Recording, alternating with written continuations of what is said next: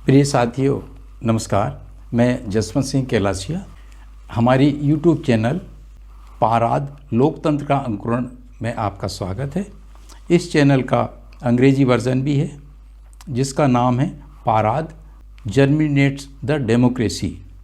हम Facebook page पर और ट्विटर अकाउंट पर भी उपलब्ध हैं। हमारा व्हाट्सएप नंबर है 7646950188। मैं नंबर पुनः दोहराना चाहूँगा 7646950188। लिंक्स का विवरण डिस्क्रिप्शन में दिया गया है। ये सभी सोशल मीडिया प्लेटफॉर्म्स हाल ही में लॉन्च की गई हमारी राजनीतिक पार्टी जिसका नाम है लोकतांत्रिकों का समानुपातिक एवं हेतुक प्रतिनिधि जनसमूह के आधिकारिक प्लेटफॉर्म्स हैं। पार्टी का अंग्रेजी नाम है proportional and rational representatives alliance of Democrats. इसे संक्षेप में पाराद कहते हैं। यह नामकरण ठीक वैसा ही है जैसे कि तमिलनाडु में AIDMK और आंध्र प्रदेश में AIMIM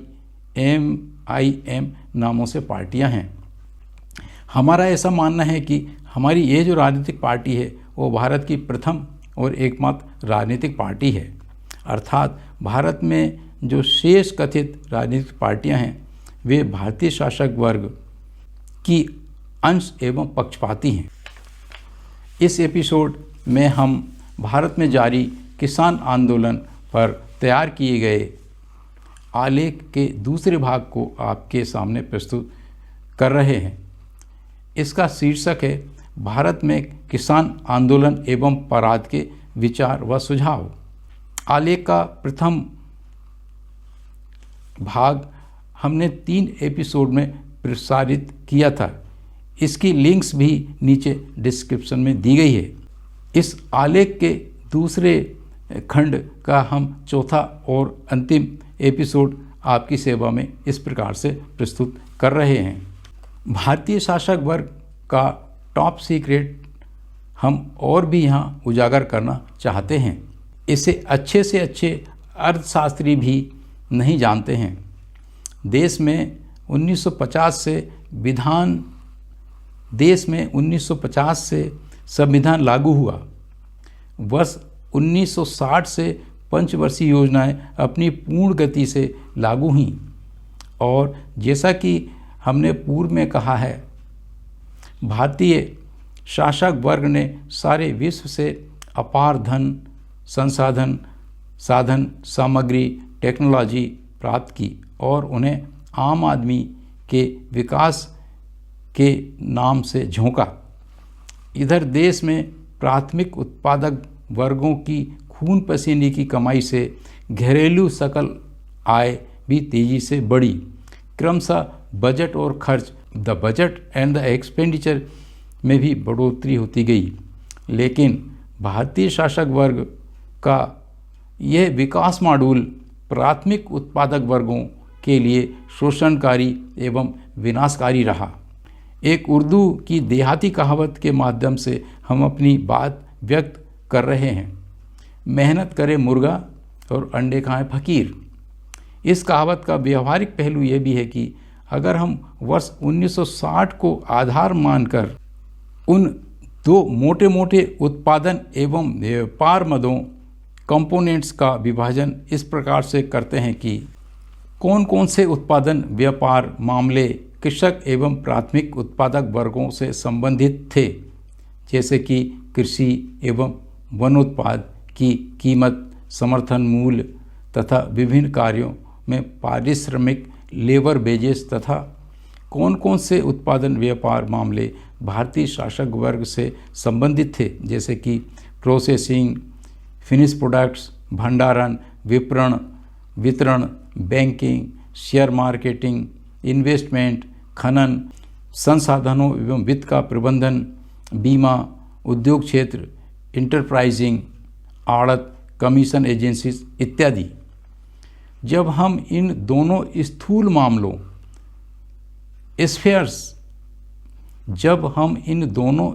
मामलों अफेयर्स का वर्ष 1960 को आधार मानकर कीमतों की पारिश्रमिक की वृद्धियों को समय के साथ सांख्यिकीय ग्राफिकल रेखांकन स्टेटिस्टिकल ग्राफिकल डिपिक्शन करते हैं तो पाते हैं कि जो रेखाएं कर्व्स खींचती हैं वे दो प्रकार के चलन ट्रेंड दर्शित करती हैं। पहला, वे रेखाएं कर्व्स जिनका संबंध प्राथमिक उत्पादक वर्ग श्रमिक वर्गों से है, उनका उछाल कम और धीमी गति से है, तथा दूसरा, वे रेखाएं जिनका संबंध भारतीय शासक वर्ग से है, उनका उछाल बहुत अधिक है और तीव्र गति से है। बिंदु क्रमांक 3, यहाँ उल्लेखनीय बात यह है कि वर्ष 90-92 से जब से LPG की अवधारणा देश में आई है, तब से इन रेखाओं कर्व्स में बहुत तीव्र गति से विचलन डाइवर्सन हुआ है, अर्थात भारतीय शासक वर्ग के नियंत्रण वाले मामलों में बेतहाशा उछाल। और भारत में यही प्राथमिक प्रधान विरोधाभास प्रिंसिपल कंट्राडिक्शन है, जिसे बहुत गहराई से अध्ययन करने की आवश्यकता है। जब तक उक्त बिंदुओं में निहित चलन ट्रेंड्स उल्टी दिशा में नहीं तो कम से कम समानुपातिक हेतुक प्रोपोर्शनलाइज रेशनलाइज नहीं होगा, सामान्यीकरण जर्नलाइजेशन नहीं होगा, तब तक प्राथमिक उत्पादक वर्ग का कुछ अच्छा होने वाला नहीं है। यही कारण है कि हमारी राजनीतिक पार्टी पाराद, जिसका कि नामकरण ही समानुपातिक हेतुक शब्दों से युक्त है, इन सारी समस्याओं का एक ठोस, कारगर, फूल प्रूफ, व्यवहारिक एवं स्थायी हल, परमानेंट सॉल्यूशन प्रदान करती है। हम अपनी पार्टी पाराद के दर्शन एवं विचारधारा को पुनः भेड़िए और मेमने के प्रारूपिक उदाहरणों से कुछ इस प्रकार से प्रस्तुत करते हैं। भारतीय प्राथमिक उत्पादक श्रमिक वर्ग को ये अच्छी तरह से समझ लेना चाहिए कि उनके एवं भारतीय शासक वर्ग के बीच के जो संबंध हैं वे मेमनों एवं भेड़ियों के बीच के संबंधों जैसे हैं। भारत में एक बड़ा ही आम चलन प्रथा व्यवहार देखने को मिलता है। हर व्यक्ति, संस्था, संगठन, सरकार वास्तव में शासक वर्ग से जहाँ देखो जब देखो मांग, निवेदन, प्रार्थना तथा गुहारी करता नजर आता है। यह नज़ारा कुछ इस तरह से होता है मानो मेमना भेड़िए से मांग, गुहार, निवेदन, प्रार्थना कर कह रहा है कि श्रीमान भेड़िए जी, भेड़िए जैसी हरकत मत करिए, सात्विक एवं शाकाहारी बनिए, सदाचारी बनिए, लंपटपना छोड़िए, करुणा दया का भाव रखिए, अपने पैने दांत व नाखून उखाड़कर फेंकिए, इत्यादि इत्यादि। उधर भेड़िया फटकार लगाते हुए कहता है, अबे साले मेमने, अगर मैं भेड़िया होकर भेड़िए जैसी हरकत नहीं करूँगा तो भेड़िया कैसे कहलाऊँगा? अपनी दादागिरी, डोमिनेंसी कैसे स्थापित करूँगा? शाकाहारी बन जाऊँगा तो अपनी संतानों को कैसे पालूँगा? लंपटपना और भेड़ियापना तो मेरा प्राकृतिक गुणधर्म है, नेचुरल इंस्टिंक्ट है। मेमने, तुम ऐसी मांग अपेक्षा कर रहे हो जिससे मेरी नष्ट के अस्तित्व को ही खतरा है। मेमना कुछ भी कर ले, वो भेड़िए के प्राकृतिक गुण धर्म को समाप्त परिवर्तित नहीं कर सकता। मेमने को चाहिए कि अपार, असंख्य, असीमित मांगों के बजाय अपना समय, सोच, संघर्ष और जो भी अति सीमित संसाधन हैं उन्हें इस भेड़िए को सत्ता शक्ति केंद्रों से अलग थलग करने के लिए खर्च करे। एक प्राथमिक प्रधान विरोधाभास भारत में और भी है, जिसे 5-7 वर्षों से भारत में संसदीय प्रणाली एवं सांसदों की प्रासंगिकता और अगर यह कहें कि आवश्यकता ही समाप्त कर दी गई है तो यह अतिशयोक्ति नहीं होगी। सांसदों, विधायकों की प्रासंगिकता, आवश्यकता का समाप्त किए जाने का सीधा परिणाम यह है कि देश में अधिनायकवाद की सी स्थिति निर्मित हो गई है। हमारी बात के प्रमाण में कुछ निम्नानुसार तर्क दिए जा सकते हैं। पहला तर्क, मात्र एक ही व्यक्ति प्रधानमंत्री के द्वारा समस्त प्रकार के एकदम अचानक निर्णयों का लिया जाना एवं स्वयं उसके ही द्वारा समस्त मीडिया तंत्र में लाइव टेलीकास्ट करके सीधे घोषणा करना मानो विभागीय मंत्री एवं अथवा सचिव अस्तित्व में है ही नहीं। तर्क नंबर 2, बारंबार लंबी लंबी विदेश यात्राओं का मात्र एक ही व्यक्ति प्रधानमंत्री द्वारा किया जाना, जो अधिकतर स्टारडम और टूरिज्म प्रकृति की होती हैं, मानो विदेश मंत्री विदेश सचिव का अस्तित्व नहीं है। तीसरा तर्क, 24 घंटे कथित मुख्यधारा का राष्ट्रीय मीडिया तंत्र में हर मामले में मात्र एक ही व्यक्ति का चेहरा दिखाना, उसका ही गुणगान करते रहना, मानो कैबिनेट में और की मंत्री है ही नहीं। तर्क नंबर 4, किसी भी नए कानून को, नीति को, कार्यक्रम योजना को हड़बड़ी जल्दीबाजी में मात्र एक ही व्यक्ति प्रधानमंत्री की मनसा इच्छा अनुसार अचानक लागू कर देना और उसका प्रचार प्रसार प्रशंसा में मात्र एक चेहरे प्रधानमंत्री का चेहरा को ही दर्शित करते रहना इत्यादि। जबकि भारत जैसे बहु जटिल देश में छोटी सी छोटी बात, नियम, कानून, योजना, कार्यक्रम को लागू करने के लिए गहन अध्ययन की, विचार विमर्श की, खासकर सांसदों की स्वतंत्र राय सुझाव लेने की आवश्यकता होती है।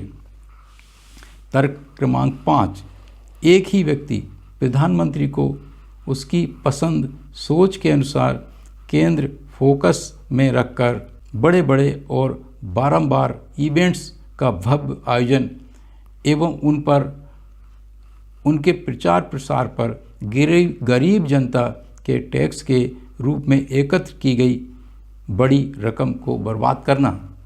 तर्क क्रमांक 6, समयानुसार आवश्यकता अनुसार संसदीय सत्रों की अवधियों एवं उनकी संख्या में कम से कम 4 गुना वृद्धि होना चाहिए, किंतु उनकी एक तरफ अवधि को कम करना, दूसरी तरफ जो भी समय होता है उसे सांसद धींगा मस्ती, छींटाकशी, आलोचना, क्रिया प्रतिक्रिया में और कभी कभी तो अखाड़े की कुश्तियों की सी गतिविधियों, सदन के बहिष्कार आदि में व्यर्थ ही खर्च कर देते हैं, जबकि तीसरी ओर सदन के संचालन में अरबों रुपया बर्बाद हो जाते हैं।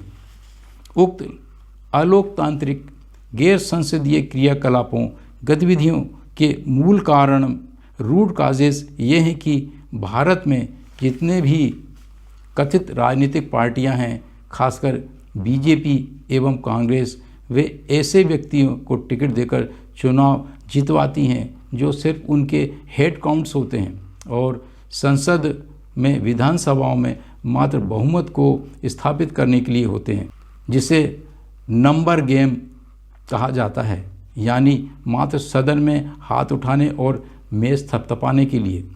हमारा कहने का सार यह है कि पिछले 5-7 वर्षों से देश जिन बातों को महसूस कर रहा है उसके पीछे के मूल कारण ये ही हैं और इन सब प्रकार से हमारा कहने का सार यह है कि पिछले 5-7 वर्षों से देश जिन बातों को महसूस कर रहा है उनके पीछे के मूल कारण यही हैं और इस प्रकार से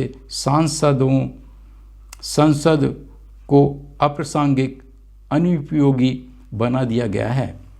किसान आंदोलन में आज जिस स्थिति में भारतीय शासक वर्ग ने फंडिंग का फंडा अपनाकर इस आंदोलन को कुचलने का प्रयास किया है, पाराद के विजन डॉक्यूमेंट में फंडिंग के फंडे रूपी हथियार को भारतीय शासक वर्ग से कैसे प्रयोग करता है, पूरा एक अध्याय दिया गया है। अब हम अपने इस आलेख व्याख्यान को यहीं समाप्त करते हैं।